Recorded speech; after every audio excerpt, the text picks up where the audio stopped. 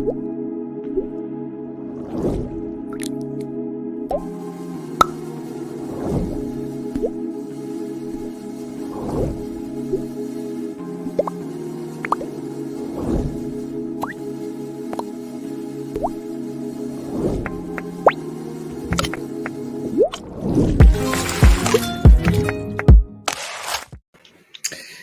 everybody, this is DC and I'm here with the one, the only Bryan Brinkman. Welcome back, Bryan. Hey, how's it going, DC? Good to be here. Hello, whale community. Oh man, it's how long has it been? It's been a few months. It has. Well, I know we were talking about when I came on for Nimbuds, but then I think it must have been around the beginning of the summer when we did that consensus group thing that I probably chatted with you. That's right. We did consensus. So it's been like half a year. So it's been a while.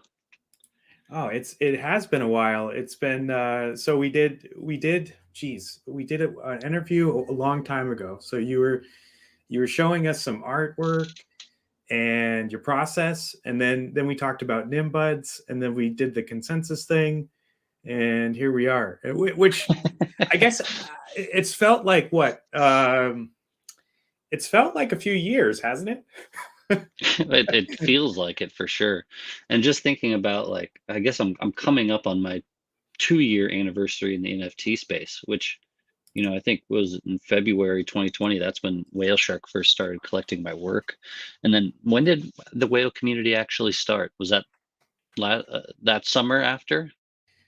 Yeah. It started. So let's see. We had our 1 year anniversary earlier this year. So what was that, in May, I think? Okay, Yeah. Yeah. So yeah, geez, time flies. It felt like Yeah. it feels like years since we did the 1 year, but it's only been a few months. It does. Yeah, time really does fly, especially right now where like the holidays and all these NFT events are all kind of like one after another. Everything is like where I used to feel like things were broken into like months of stuff. Now everything's just like days and weeks apart. Oh my God. Yeah, it is. It does. I guess we should measure time by like projects now, you know? Yeah, like maybe. like what were we? Okay, so like 3 projects ago we talked, or no, Yeah. if we say your projects, then like 20 projects ago we talked, and then Yeah. I always you know. find, you do these projects and then there's all these like wait to release moments. And then for some reason you do like 5 projects over the course of a couple months, and then they all get released within like 2 to 3 weeks of each other. And you're just like, it makes it look like you're just putting out a ton of stuff, but it's all this like pre-launch work that people don't really see. But it just creates that thinking about things in terms of projects is like a totally skewed way of thinking of time as well. It's true. It's true. And boy, I mean, speaking of projects, so I know that you just did a thing over at Super Rare. Yeah, yeah. So there's still some secrecy behind it, but I did my first minted piece for auction that's a 3D AR GLB file. And so that'll be part of an event in Art Basel, Miami in a few days. It's already Monday, Oh uh, wow. but in just a few days. And yeah, there's a ton of really awesome artists that are creating pieces for that, like SamJ Studios, and I'm really excited to see like all the pieces for it. There's a lot of really cool things happening in Miami with all sorts of sites, but that's one of them. And then like Super Rare is also building this giant like 2-story monolith cube screen that a bunch of artists are creating work for. And I took one of my old Super Rare pieces and kind of reimagined and retrofitted it for this like box so you can see it from like kind of different angles. And there's going to be a lot of really cool things with that next week. I guess this week. Yeah, this week. Geez, yeah, the Super. I think I've seen I've seen the monolith. I think. Yes. Yeah, You know. I've seen some mock-ups. I haven't actually seen. I think they're still building it right now. Oh, maybe they are. So, I mean, this is the craziness. You wake up at like I don't know if this happens to you, but you wake up at like 1 o'clock or 3 o'clock in the morning, and then you check the crypto markets just because you try to refresh an NFTs to see if something pops. But I'm scrolling Twitter because I can't go back to sleep. And yeah, I thought I saw a monolith there, but if they haven't shown it yet, then it must have been another monolith. Well, I think some artists are like mocking it up, and it looks very realistic. But last I saw, there was like a time lapse of them building it. It might be built by now, for all I know. Hopefully, someone in Miami will start sending some photos. But yeah, I think that'll be pretty fun. There's going to be so many cool events in Miami, and I've been fortunate to have a lot of my pieces are being shown in a lot of these kind of like satellite events around the area. Man, so I'll be there tomorrow. So if anybody watching wants to come up and say hi to me, I'll have some stickers. I'll have a POAP that you can scan on my phone that says you met me, and there'll be a lot of fun things going on. And this is so, I want to talk about your experience with NFT New York real quick, because I was sad because I didn't go. The cases were spiking here, and I just felt like, no, probably not this time around. But I was stalking your Twitter, watching what you were doing, because kind of living through you. But it looked like you had a blast. Oh, it was, if you saw me there, you'd know, because my voice was like almost shot completely. I was like, hey, how's it going? Because like I started out the Saturday before, I do this comedy show in Brooklyn called Picture This, where meet a bunch of artists, live draw to stand-up comedians. And because that bar was so loud and I had to like yell over all this stuff, I immediately like ruined my voice from day one. And it just progressively got worse, because there's all these NFT events where there's just loud music playing, and you're trying to talk to all these other artists and collectors over this loud music, and you just like it all falls apart. So I'm hoping Miami's much more like outdoors and open and not so loud. So we'll see. But it was such a blast doing the NFT NYC, and just getting to meet all these people that I've connected with over the past year or two in real life. It's just like such a cool experience, and like really fulfills you. Yeah, and this is the only thing that I could think when I was looking at all the pictures and everything is that we're so far apart, but we're so together in this space that it's so fun to like meet each other, and you feel like you've known everybody, because you hang out with these folks all the time, so yeah, it humanizes everything to another degree too, where I feel like the space, a lot of it, everyone's kind of anonymous, or not hiding, but kind of working in the shadows. And then once you start to see everybody in real life, it creates this different sort of connection and realization that we're all a part of this together, and we're all just having a blast, especially when you meet all these other artists. Like that, there's something about this space, being an artist in it, that experience isn't shared by many. But when you get to be in these spaces with dozens of other artists that have been through it the same way, it's very fun to like relate and have that kind of shared experience to bond over. Man, that sounds awesome. Next year I'm going, for sure. So cool. Yeah, no, it was. I recommend it. It was fun. It was chaos, because there was just so many things. There was like 10 parties stacked on top of each other, and you really had to pick and choose your battles. It was tough. Oh man, it sounds pretty awesome. I'm gonna share my screen here, because I want to show people the Miami map. Yeah. Oh, yeah. A little flashy. Not too flashy. Oop. Hang on. Oop. There we go. That's better. There we go. Yeah. It's a little flashy now. Full disclosure, I sketched this last night while I was watching that new Beatles documentary, which is very great. I recommend it. It's very long. I did not expect it to be so long, but I'm only like one episode deep, and that was like 3 hours. But yeah, so there's different places around Miami that my work will be featured. Some of them I have to be a little more vague about, since it's kind of surprises. But it's going to be a lot of fun. And the first one I think starts tomorrow. That Decentral for the TL is going to be a huge group art show with a ton of amazing artists, put together by this guy Max. It's going to be a lot of fun. So I'm going to fly in tomorrow and hopefully go straight over to that. Yeah, if I think what let's put my mouse on the screen here. I think I know what this is, but I'm I'm not going to say. But if it is what I think it is, it's going to be really cool. Mm-hmm. Mm-hmm. Man. And you got to watch out for that dragon. Oh yeah, the dragon is, yeah, you definitely got to watch out for the dragon. There's a chance that my work will have some water-based stuff going on too, but I don't know for sure. We'll see. Man, well, okay, maybe a dragon NFT in the future, because That'd be cool. That'd be cool. Yeah, that was more just a reference to all those old pirate maps. Right? No, yeah, that's the vibe I was getting. That's awesome. But I have never been to Miami. It's gonna be a lot of fun. I know that it's not full of grass and all that area I drew grass. I know that's also city, but you know, in my mind, only the places that I'm gonna visit exist, and everything else is just magic land. Yeah, it's just, it's just scenery. Nothing's really there. It's only Yeah, the yeah. spots that you're going to be in. So I love it. So there is some interesting stuff that came up, and I can't help but I love this GIF over here. Yeah. Oh, yeah. That was fantastic. Jose did an awesome job on that. That was so fun. Jeez, shout out to Jose. But I gotta ask, since we're here, I'm gonna pull this up real quick. Yeah. Let's just put this. I just want to. So this came up. What was it, yesterday? Yeah. 28th. Yeah, it was a bit of a surprise to me as well. So I'm familiar with all these pieces. And I saw this is CNBC. Yeah.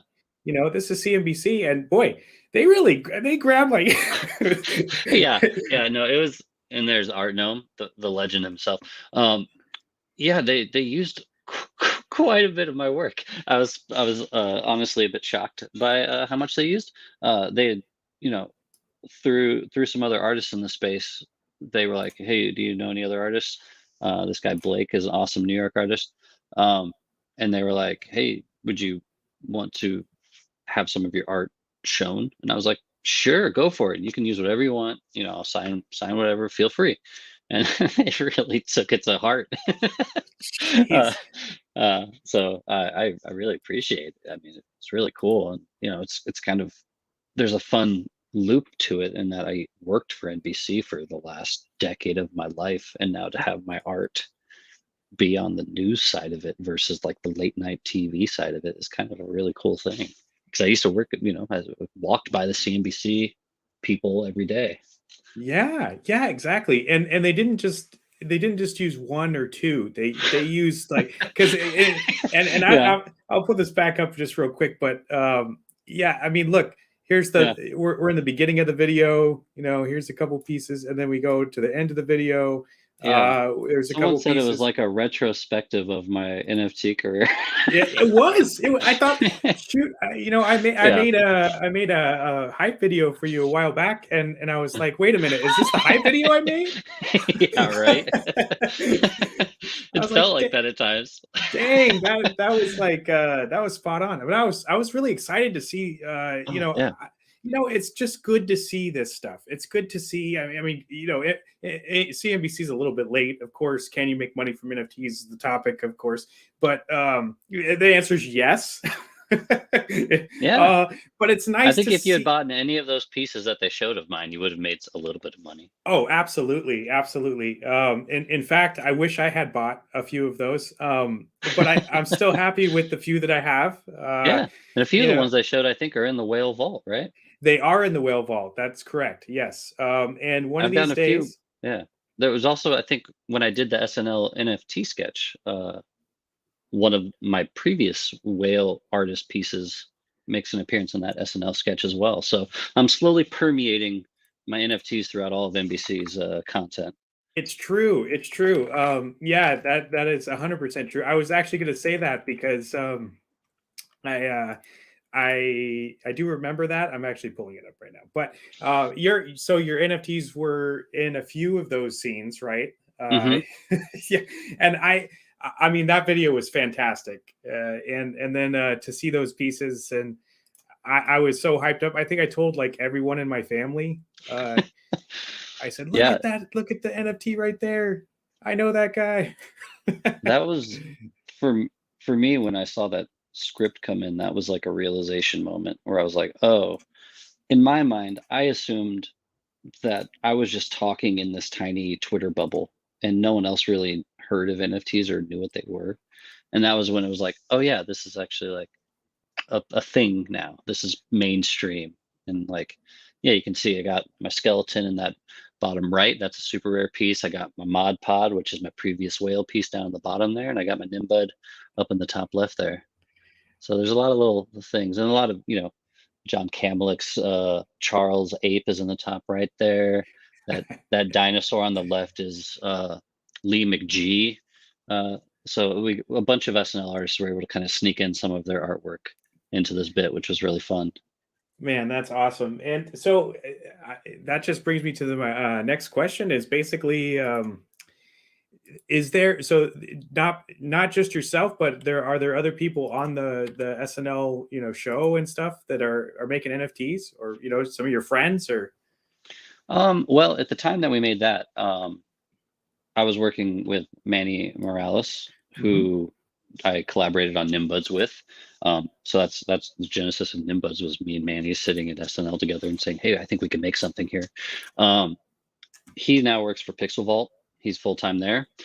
And then John Kamlick, who had that Charles piece, he's minting stuff on Ethereum and Tezos. And I think a few other SNL VFX artists are in the process of getting NFTs made soon. And a lot of, I think a lot of artists, before they actually dive into the space, they tend to overthink things a little bit. And they're, well, you know what, I got to put out the best thing first. And I think months go by before people build up that courage, Yeah, I know. It's I guess maybe we have the same advice, is just get your feet wet, jump in, learn some stuff, have some fun, see what happens. Yeah. I mean, it's a little different. I feel like now it's a little different than when I joined 2 years ago, where like I didn't feel like anybody was really paying attention and you were allowed to kind of play around and you weren't really judged as much. Right. It's probably a little scarier for artists now to jump in, especially because the prices now of the cost of art, the expectations are so much higher.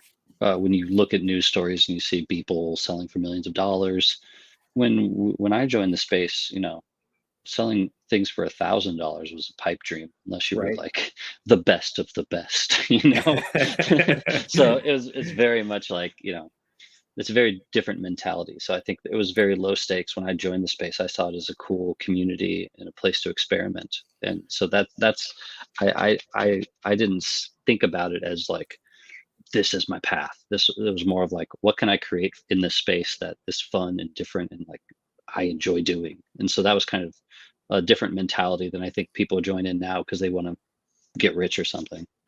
Absolutely. Yeah, I agree with you. And that's why I fell in love with this space as well. You could this the innovation, the excitement, messing around, doing stuff that you've never done before. Now, question, so you've lived this, right? And I mean, it is a life, right? I'm full-time NFT now. Yeah. You're full-time NFT. And so thinking back to when you first started and you were just having fun and you were, in a community and whatnot, fast forward to today, are you still feeling the same vibes? Are you still like want to innovate?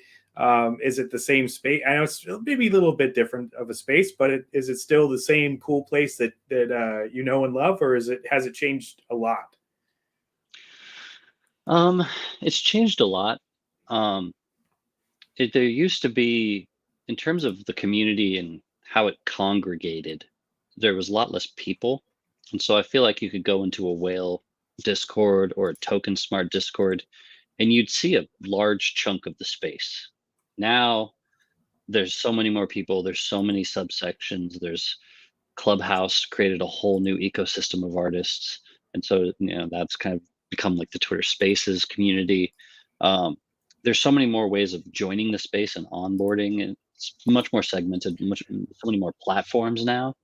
So I don't think it's the same, but I think the general vibe is still the same. It's very positive. It's very much about uplifting artists. I think there's a lot more, speculative buyers than there was 2 years ago. Back then, it was people that were just kind of into the art.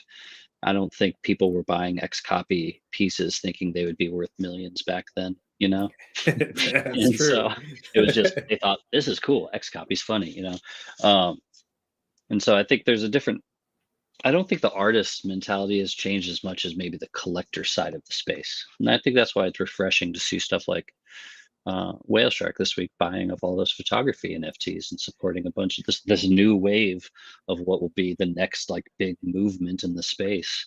Like, we need collectors that are willing to take that risk and just support for the sake of supporting.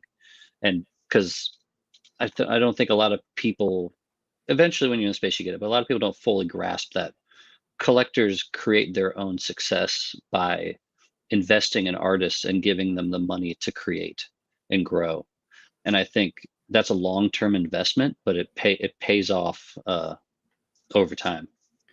Absolutely. And I'm glad you brought up the photography thing. I do agree 100%. I'm very excited about photography, and it's amazing. I'm kind of an amateur photographer person, I don't consider myself a photographer, but I love taking pictures, and I love seeing a story developed with a piece of photography. You don't need a narrative. You don't need anything. I mean, just like the art that we've seen. And I love seeing how you could take photography and merge it into the NFT space and innovate, and do cool things with it. So the sky's the limit, man. I can't wait to see how this plays out, because I mean, you're right. Whale Shark has gone in pretty he's sending me DMs all the time saying, "Hey, what do you think of this one?" And it's great, man. It's great. There's a lot of great photographers out there, and they needed this attention, to be honest. Yeah, no, it falls into the same line that the 3D artists from Instagram came over with, Yeah. and the traditional animators came with, which is, we're all coming from spaces where people devalue what we do because it's on a digital medium. Right. And it's the same thing as bringing up these artists that have been devalued for too long. It's very true, and it's wrong. There is value in the work. There is value in 3D art. There is value in anything with computers. I mean, it's just, there's a lot of it out there, and it's easily accessible. And I like this. Of course, we've had these talks about NFTs many times, but I just like how an NFT feels. There's a feeling behind the art. There's a feeling behind the video. There's a feeling behind the picture, and that, to me, means a lot more than just right clicking. And it always will. And other people are seeing it. I think you just got the segment on CNBC. Other people are seeing that, and once they get in, once they get their feet wet, it just becomes I'd rather have this NFT than just some saved image on my desktop. Yeah. I think what's interesting about that CNBC thing, it's not a matter of necessarily getting people to come and buy NFTs. And in the same way that, like, 5 years ago, I would go to Christie's and I would admire work, but I could never afford or buy the work, but I understood that it had value and validity. And so I really like that, like the CNBC thing and all these other ways of outreaching isn't so much about like, come give us your money. It's more of just like, give us your respect. This is a valid form. This is a valid medium. And this is all building towards that education. And I feel good about that. Yeah, me too. And I've watched your pieces, over this past year and a half. And man, I'll just put a few on the screen here. This is one stuff that you've been doing for Nifty Gateway lately. Yeah. Tell us about this, because these were fantastic. I love what you do. You always have this aesthetic, and you just know that it's you, and I love this color scheme. It speaks to you. Anytime I see these colors out in the world, I'm thinking that's Brian. Brian's somewhere around here. He's hiding somewhere. But tell us about these. Yeah, well, the colors are, that's kind of a root of when I started the space. I wanted to experiment. I didn't want to get stuck doing the same style over and over. That was kind of what the old gallery system would expect from artists. And when you go do a show, they go, "We want you to do this style that you're famous for because that's what sells." Um, so when I joined the space, I didn't want to do that. I wanted to be able to play with any styles, mediums, whatever. And so I made the choice to pick these colors. And as long as I kind of integrated those colors in some fashion, then it kind of tied it into this bigger art collective or collection. And so that was kind of my loophole around the old art world mentality of creating art, because I really wanted this to be something that I constantly change. And if you look at like my Nifty Gateway, all of my drops kind of change each time because I don't want to just repeat myself to a degree. And so in terms of repeating myself to some degree, this project looks back at styles I had worked on over the past 2 years and also styles that I want to get more into over the next year.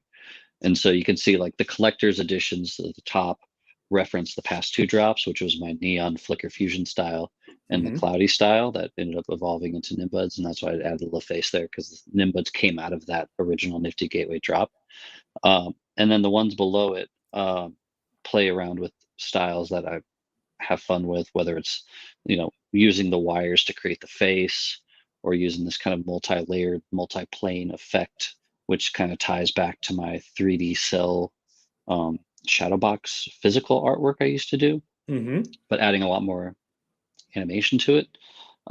They're kind of all reflecting around these styles, and that's why it has this kind of like figurehead that's also kind of in a reflective pose, and so that shape kind of works throughout all 7 of the pieces and allows me to like just experiment and have fun with different styles. And so that was a fun drop, and it had got to do some fun ranked auctions and stuff like that. And then yeah, my neon style, which I'm returning to more and more, uh, because it's really fun to make because I get to just do kind of traditional animation. Uh, the pieces themselves are kind of referencing traditional animation with the neon bulbs that are turned off. If there's any animators listening, you know the term onion skinning. And Mm. so with this, when you see all the onion skins as one neon display, and then the frames start to pop on. And so I liked this idea of you can see all the frames ahead of time, but you don't really know what it's going to be until you see them all play sequentially. And so that's been a fun style. I'm going to keep working on evolving it and making it more complicated as we go. But I just enjoy it because it allows me to like do all these weird fun frames, and it's fun to like just pause it at any point and see the random drawing because I think each frame can be its own weird, unique, um, abstract image. Yeah, yeah, absolutely. Yeah, it's amazing. When the first time I saw these, I was just really surprised because working with animation is very hard, and this is just. I think I told you at the time it's pretty flawless. I mean, if you look at it, look at how smooth it is. I mean, yeah, it's just amazing, and I love how you have all these wires in the back. It's just Thanks. Yeah, yeah. no, it was fun to do, and yeah, I'm gonna do a few more in the next couple weeks, I think. And it's just kind of fun because you draw something abstract for a frame, and then you have to like challenge yourself to make something interesting for the next frame, and like, and in the end, it only shows for like a split second. But I do love that feeling of like you can freeze it and you see all like one will be all clouds or one will be all triangles or some will have words written in them, and like you can put hidden messages and references within it in a fun way. It's yeah, it's just fantastic. And this is the clouded collection you were talking about before. Yeah. And yeah, I mean, this will always be one of my favorites. Yeah, that was inspired by one of my early super rare pieces, which was me kind of hanging from wires swinging while working, and it was like at the beginning of COVID, and I felt like I was kind of like chained to my desk at home all the time, and I was like isolated. Mm-hmm. And then this was 6 months later after I kind of got adjusted to it, and this was me like breaking out of that isolation and just relaxing and enjoying it. Kind of enjoying the isolation. So they're kind of a fun juxtaposition. But when I did this drop, I think it was Ikaitsa, was like, I really love this piece. And so that inspired me to kind of take it into this world. And I was like, well, I could be swinging from a cloud then. And then the clouds became a thing, and like it all just kind of evolved from there. Oh man, I love that. I love when you could take an idea and then turn it into, many different things, Yeah. and just keep evolving it. And that's, again, that's why I really love the space, to be honest, because I think a lot of people get the same kind of feeling is they don't want to just, they want to do something cooler. Like it's almost like you got to outdo yourself. You got to do a cooler thing. And I mean, it's a good segue to what we're going to talk about next, but you're always trying to do something cool, Hmm. and make it even better. And so, yeah, I mean, you can see that with your work for sure. I mean, it just from start to finish, you're always doing something even cooler than what you were doing before. But the other stuff is still cool. Don't get me wrong, but No, it's I, like, I hope most artists can grow, as you're saying. Um, yeah, no, there is that drive I think that most artists have, which is you want to outdo yourself and you want to keep building upon what you've done and kind of looking. Are you segmenting into the whale piece? I am segmented Okay, now. so I'll kind of talk about the genesis of that, which is um, I did art blocks, generative art, and then through that I kept I've always been a fan of randomness, especially of particle systems, and how you can set parameters and you just let it loose. Um, and so I'd started doing that a little bit with Super Rare. I did a piece where it generated all these faces, and the faces kind of built and floated away. And then that evolved into this like kind of catwalking out of little cat faces. And I kind of really like this idea of using particles that evolve out of motion and rotoscope in the same way that kind of ties into both of those nifty gateway things we were looking at. And so that ties into the new whale piece I just made, which takes the idea of my colors, but also the whale tokens and how the tokens form the whale itself, which I think when I think about the whale community, it's like the vault is filled with non-fungible tokens, and that creates fungible tokens. And so there's this idea of tokens creating tokens. And so that kind of filled my head with this idea of creating a whale made out of tokens that's swimming in all these like dots and stuff. So that was kind of the genesis of the meaning behind that piece, which is not um, necessarily super deep, but I think there's something really interesting about that cycle of the whale token and community, where it's uh, the tokens are based around other tokens. Yeah. And I found this piece fascinating when I saw it, because it is a little bit different than what I've seen before from you. And yeah, I do get that. It's when I hear you explain it, it makes sense, and this to me is actually really hard, because I dabble in animation myself. I'm not. I made it was a very rushed music video for the Song of Dayman recently. I had the Yeah, I had the love ape. Jonathan's work. Oh, me too. He did that story about the Woogle and the ape that he accidentally sold, and Oh yeah, yeah, yeah. so I took a break because it just had a crazy work week, like 2 weeks straight of just work, and I just wanted to do something fun and laugh a lot. So I took the ape and it made the mouth move and whatever, and it's just it's so sad animation, but I just when I look at like a master class, like I look at your stuff and I look at others in the space, I'm like, wow, this is so good. And boy, it probably takes a lot of time to kind of develop these skills. I guess what do you recommend to kind of get started and get better at animating? Um, that's a good question. Time is Time. but I think you know there's so many more resources um, available for free on the internet than there was 15 years ago when I was going to school for traditional animation.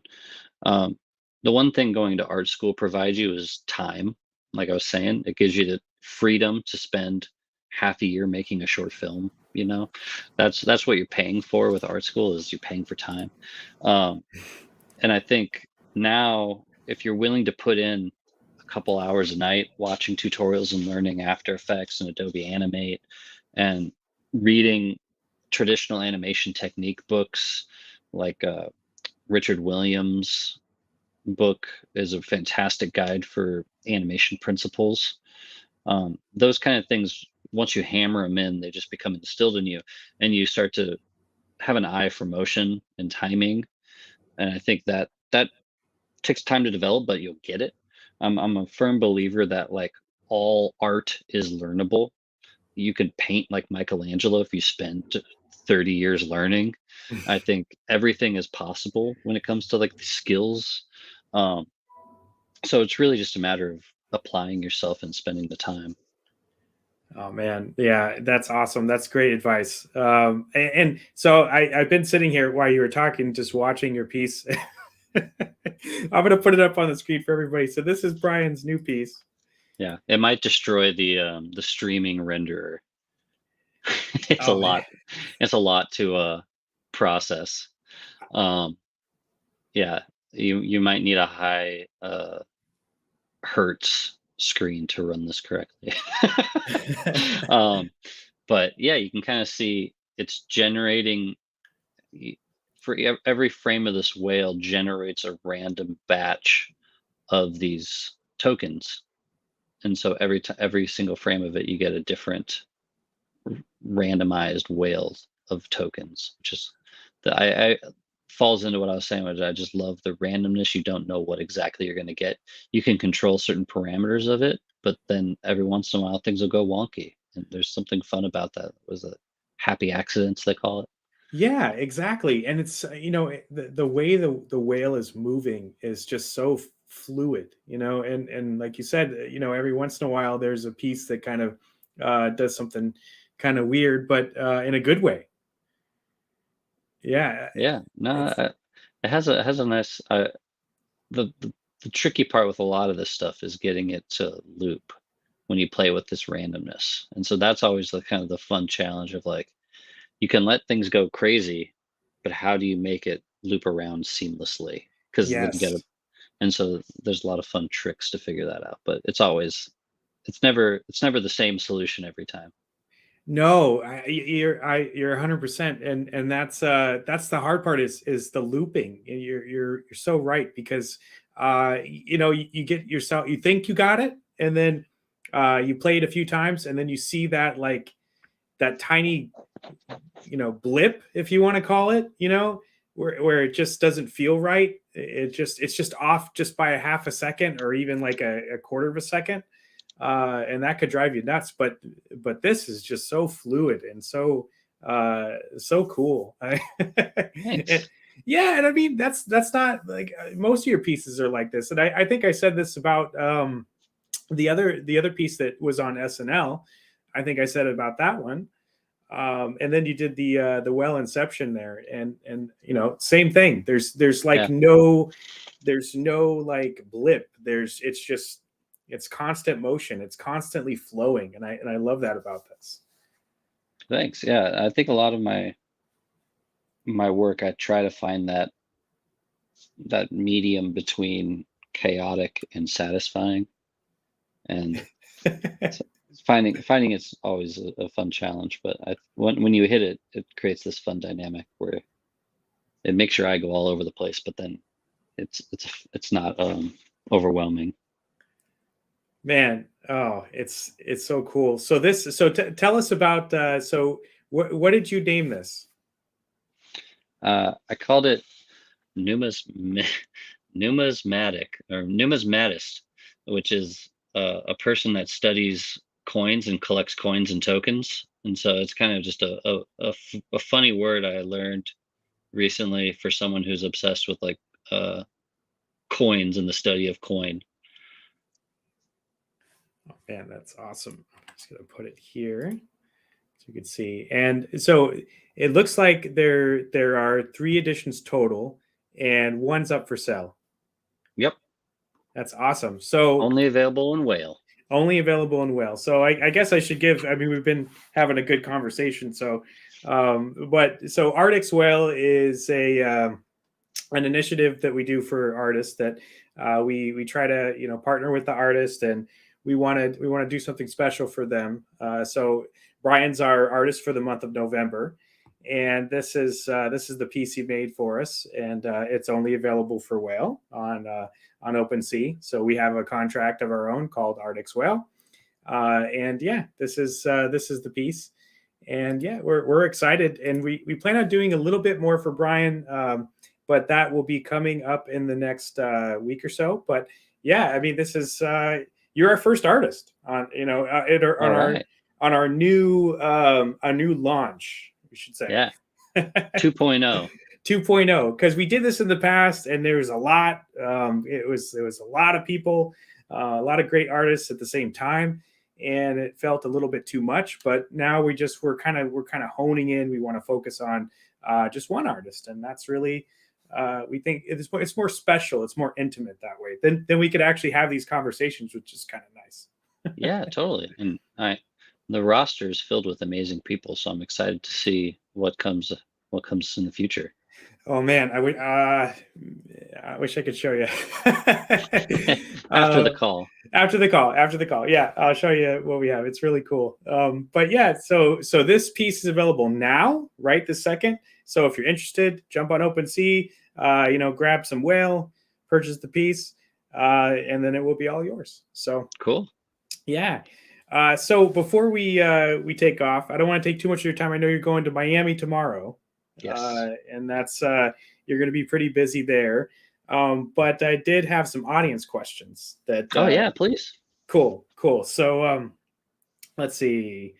We do have this funny comment. I'm going to put it on the screen here. This is Joe Pineapple. So this is what Joe Pineapple dreams of when he goes to sleep at night.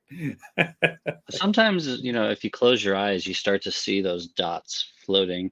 You know what I mean? It's very true. I see that symbol a lot in my day to day. Yeah, that's something for a while I've thought about trying to recreate that visual of when you close your eyes and you start to see these like weird shapes floating at you. You ever you know what I'm talking about? Crazy? Yes. Maybe you're not. No, you're fine. You're fine. No, that's not crazy at all. There's something interesting there, and I haven't seen anybody accurately recreate that weird visual. I wonder if it's the same for everybody, or if everybody sees different stuff. I don't know. There is times. Yeah, it depends on what I've been looking at, or if you rub your eyes really hard.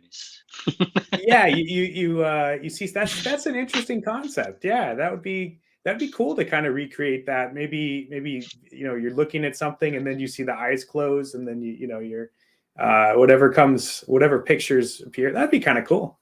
Yeah, no, I think there's something to that. A lot of my artwork, unrelated, kind of related to this, but unrelated. You were talking about how a lot of my stuff is like very kind of fluid and moving and stuff. Part of it is because like in the past year or two, I've started to get a lot of vertigo. Oh yeah.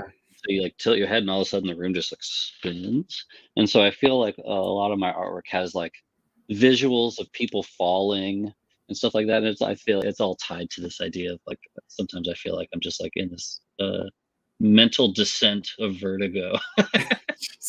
Oh man. One of my favorite pieces of yours is that guy falling. Yeah. That sticks in my head completely, because that I do feel like that quite a bit. Yeah, that's going to be on the monolith in Miami this week. Oh, that's so cool. I rebuilt it to be tall. And that's like your art is relatable. Boy, I could spend about an hour talking about how relatable it is, but I better get to some more questions. So okay, yeah. We got a fella, Walter Magic. Thanks for joining us. He or she asks, is the Whale handmade sequence of images or a result of programmed algorithm execution? Both. So the whale itself is drawn as a shape, and then what I used a particle system to whatever that shape is. It's like black on white, and I use that as the source for it to create these particles. So there's a hand-drawn whale, and then that whale creates generated tokens. Oh, that's So awesome. it's a little bit of both. A little bit of both. Yeah, that's really cool. Let's see. We do have some stuff from the Discord, so I'm going to jump in there real quick. I thought this was a pretty interesting question from Domino. Have you experienced any unexpected hurdles living full-time in crypto? Some weight gain. I don't commute anymore. Unexpected hurdles. I'll probably, when I have to do my taxes, that's going to be a lot harder. And one of the hurdles that I haven't fully had to deal with is that you lose your healthcare. And I think that's something that the space hasn't reckoned with, is how all these artists are going to get healthcare. I'm on Cobra for another year or so, so it's like down the road I'll have to deal with it. But it's something I think will have to be, figured out in the future, is that if we're all going to leave our comfy jobs to be NFT people, is there, in the New York space, there's this thing called the Freelancers Union, where if you work freelance, you can get into this group plan. But I think that's kind of like dissolved, and there's no union for NFT artists or anything like that. So, that's an unexpected hurdle that I think a lot of people don't really focus on. But I think it's a lot of people that don't fully dive into the space. That's one of the big reasons they don't, is the benefits. Absolutely. And to be honest, that's why I haven't left my job yet. Yeah, but it's a legit reason. It's a legit reason, that's for sure. Now, there is something that I heard recently that you might find interesting, is there's a collective where you do some kind of token like you hold on to a token or something, and then whoever holds the token shares kind of this collective health insurance. So really, I just heard about it the other day. I'll see if I could, I'd love to know more. Geez, maybe it's Healthcare DAO. That's right. Maybe it's that. But Healthcare DAO? I absorb so much information. Sometimes I just like little tidbits come out. But yeah, that was something I heard that I thought was kind of interesting. I would say that in general, the other thing that is a hurdle is you have to become your own manager. You have to become your own boss. You have to figure out how you divide your time. How much time are you going to spend on social media promoting your work versus making work? You're your own agent and PR team, and you have to kind of be responsible for yourself. And that, at least in the first month, it took me a while to get the hang of it and like figure out where my priorities and time should be. I think that's, I came from late night television where you walk in and they go, hey, we've got to make these, and these, and we're going to air it, and it's going to air at night, air later tonight. And then going to this, where you work on projects for months at a time, it's a very different way of dividing your energy. Yes, that's so true. So true. And it's hard, but I gotta say, if you're hitting CNBC, you're doing something right. There's trust me, there's a whole backlog of things I have not finished yet. So no, I understand that. I understand that. From this project, as much as I can hit deadlines, there's still like, you have to divide and conquer. Spreadsheets are your friend, Yes. Make check boxes. The interesting life of a full-time crypto person. Check boxes, spreadsheets, all the behind the scenes stuff, and everyone's like, hey, that might just be like, it might just be my ADD personality, but I'm a big list person. So yes. Otherwise I get overwhelmed, but I'm okay with like jumping back and forth between projects, but I still need that list to kind of give me structure. Absolutely. I find myself writing a new list like every few days, you know, like, oh, did Yeah. what am I, where am I?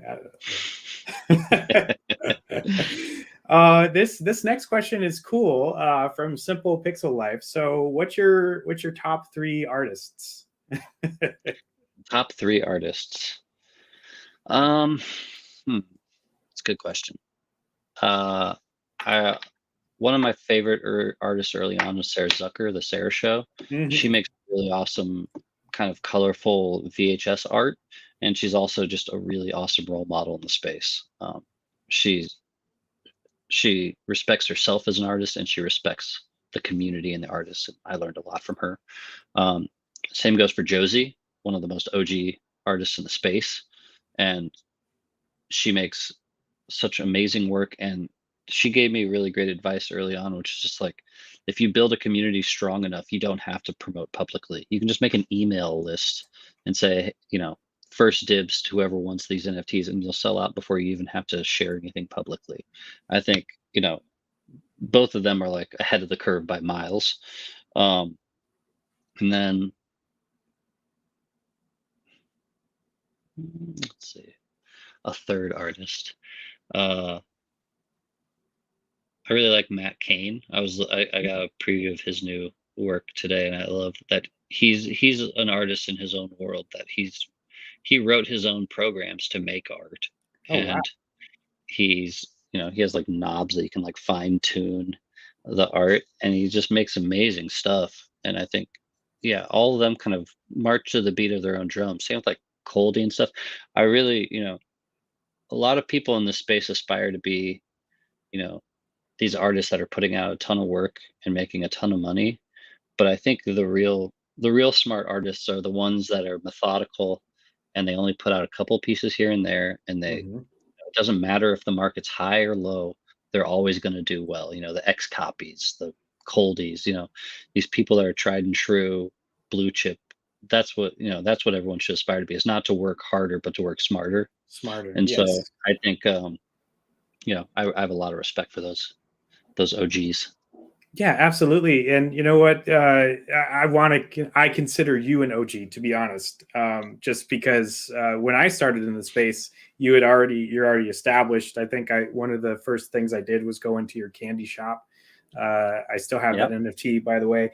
Awesome. And yeah, I mean, you've been around for a while, so I mean, Yeah.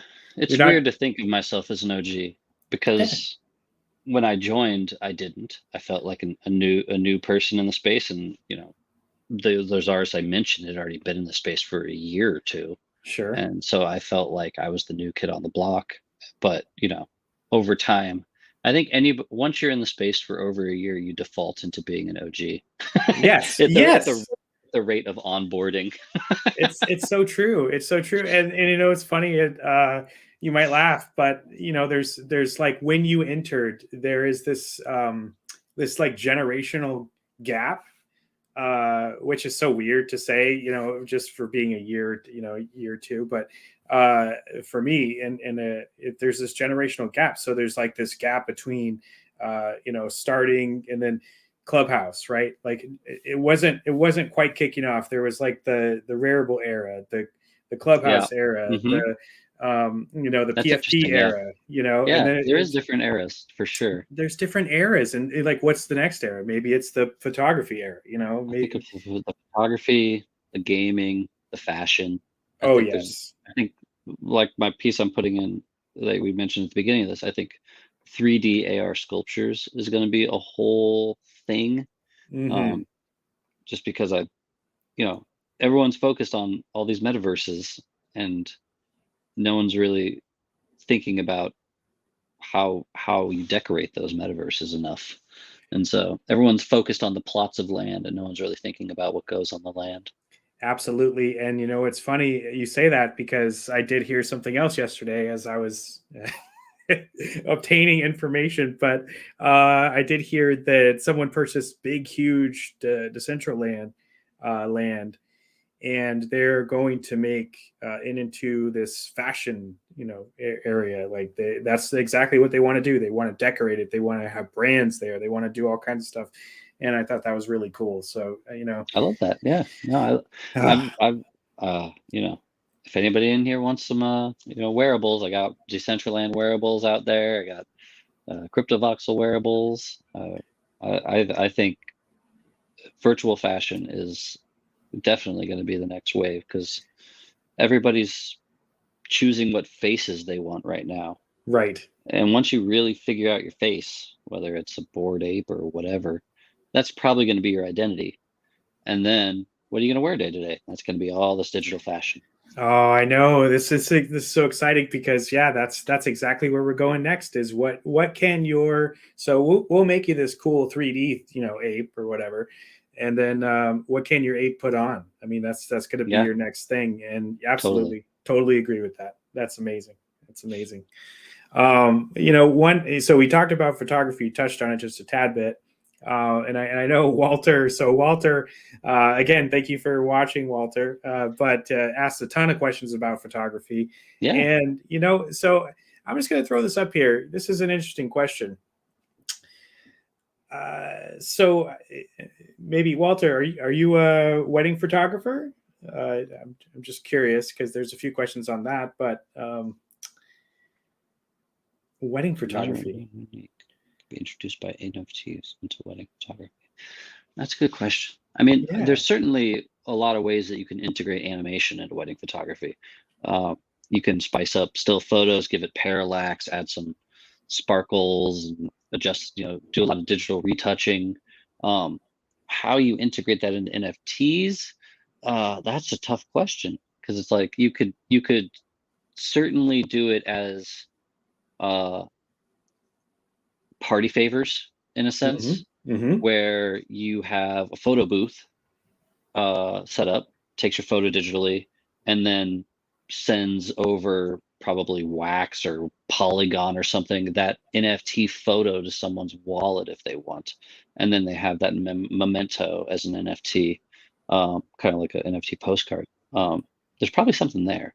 I'm not sure how many people would want to buy into actual wedding photography, but I think there is something cool about giving people free NFT collectibles.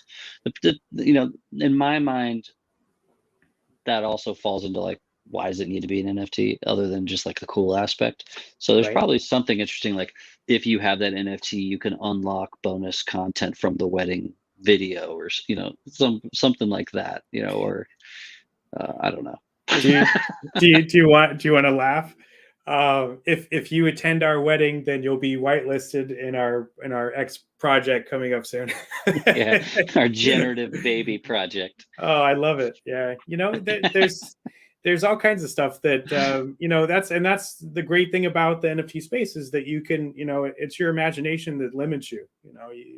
You can try different things. You could maybe you get a wearable. Maybe you go to the wedding, you get a wearable. If you hold this NFT, you get something else. I don't know. There's all kinds of stuff. You could come to the baby shower. Once they have the baby. So, it's something like that. There's all kinds of stuff that you could do. But yeah, like you said, with video and stuff. I mean, there's all kinds of different wedding photos that are just fantastic, and it seems like everyone's trying to outdo themselves as a photographer. And I mean, just keep going. And it's certainly a good way to onboard a bunch of people that probably don't have NFTs, but it's also, in that same sense, it would be someone had to be probably full-time working to figure out, teach them how to make wallets and stuff like that. That's why I think, I don't know about photography, but POAPs are perfect for weddings. Ooh, it's a little thing you scan and you get a little thing in your wall that says, I went to this wedding. That's perfect. And so I think there's probably something there, but I don't know what exactly. Yeah, I think popes are really cool, and they're everyone wants to have a collector, and then you could look back, and that's the cool thing about it, because you switch computers, or you do this or you do that, and you lose stuff. I probably lost a bunch. I'm still looking for this photo that I've really, if anything, I'm going to ever put an NFT up, it's going to be this photo that I took in Canada. It's freaking awesome. But I can't find it.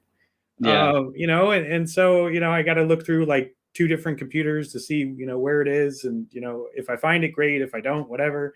But honestly, I think about that photo all the time.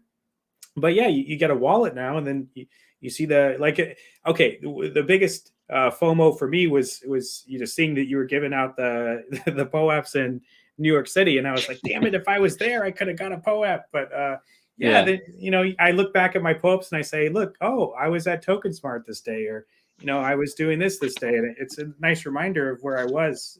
Yeah. So there was some fun stuff. Like, I think anybody that went to NFT NYC could have gotten this postcard, and it's kind of, I mean, like, this one is a POAP that I designed, and so this wasn't even one I handed out. This was handed out by the POAP team because it was part of like their scavenger hunt. And so like, there's a lot of fun ways you can like get people into the NFTs and collecting without actually having to spend any money or even make a wallet. This was the POAP badge, which is like, you can kind of see on the back there. Yeah, I think there's something beautiful about that, where it's like they can scan it, and in the moment, if they don't have a wallet, they can just put their email address, and then they get an email that's like, set this up now, or attach this to your wallet later. I think that's the key to onboarding people quickly, is not creating any hurdles and letting them do it on their own time. Absolutely. Yeah, I agree 100%. Yeah. And boy, I'm excited about the I'm excited about what's to come in the space, because it's just every day. And that's why, my wife says to me, hey, why do you spend so much time on your computer all the time? Because it's freaking awesome. Yeah, no, it's true. I mean, it's a whole world going on, and it's nonstop. That's the wild part, is I'm sure a lot of people in the space feel the same way. You wake up and everyone that was doing this on the other side of the world are talking to you, and you have to like catch up with the whole rotation of the earth from while you were asleep. It's nonstop in a fun way, especially when things are good. Yes, absolutely. It's not so good when things aren't. Yeah. That was the beauty of like NFT NYC, is like everyone got to New York and it was like Ethereum was like at an all-time high, so everyone was like euphoric. It would be a totally different experience if everything was like crashing during the time. At the time, like, because Ethereum was going so high, NFTs were like dead, but no one cared because everyone was hanging out and having fun. Yeah. But I think, after everyone got back, they're like, oh yeah, the gas is too high, everything's dead. I know, I can't But make anything. now it's all rebounding back. It goes in waves. Once Ethereum goes really high, it kills NFTs, and then when it goes down, they jump back up. And it's something to say about that too, because maybe it's the gas that really drives what we feel about, or what we purchase, even if it's high. Yeah. Do you feel like, because I don't know, there's something weird about, I like to buy stuff on Polygon, obviously, because it's really cheap. But then it's like, is it worth the same as Ethereum? I always ask myself, is this going to be the same? Does this have the same feel as Ethereum? It's really weird. I don't know. Yeah. But that's a good question. A lot of collectors say no, but I certainly think Polygon's great for collectibles and games. Absolutely. Not necessarily art, but I think any project that has over 1,000 NFTs should heavily consider moving off of mainnet Ethereum, because unless it's sky high on the secondary, once that floor becomes the same price as the transaction, it's dead in the water. Yeah, exactly. Well, so hopefully, I've been preaching this for 6 months and no one really pays attention. So well, I'm with you. Stop putting these 10K projects on Ethereum. Please stop. Yeah, they don't need to be on Ethereum, honestly. We need like a side change just for 10Ks. For real. I mean, the market, like if I could buy up some of these like floor pieces from projects without paying gas, I would 100% do that just to be part of the communities. Yeah, but exactly. It would create a lot more micro transactions, which we just don't see any of. No, we don't. Right. Exactly. Yeah. It does. The gas does stop me from getting in some things. That's for sure. Or even minting art. Yeah. Sometimes, because you always wonder, like, is this piece going to sell? Totally. At least the past day or two, it seems like gas is down. Gas is down until 20 minutes from now. Yes, until 20. That's right. When that drop happens. When that drop happens, that's so Yeah. true. That's so true. Oh man. So Well, get it in while you can. Get it in while you can, and a great segue. So I'm going to put this back on the screen. This is a fantastic piece, Bryan. I'm so happy that you decided to be our first artist. It is so amazing. I'm really happy that you came in and talked with us today, because I always love chatting with you. I mean, Likewise. I've been waiting for it for a long time. I think that's why I even asked you for November. I said, geez, I haven't talked to Bryan in a while. I guess it's time, to get him back on. We got it right before the end of November. It's true, because November's been like that crazy month. What do they call it? Moonvember or something? I don't know. Oh yeah. No, but thank you so much for having me. It was a pleasure, and thanks for all the questions and the people that tuned in.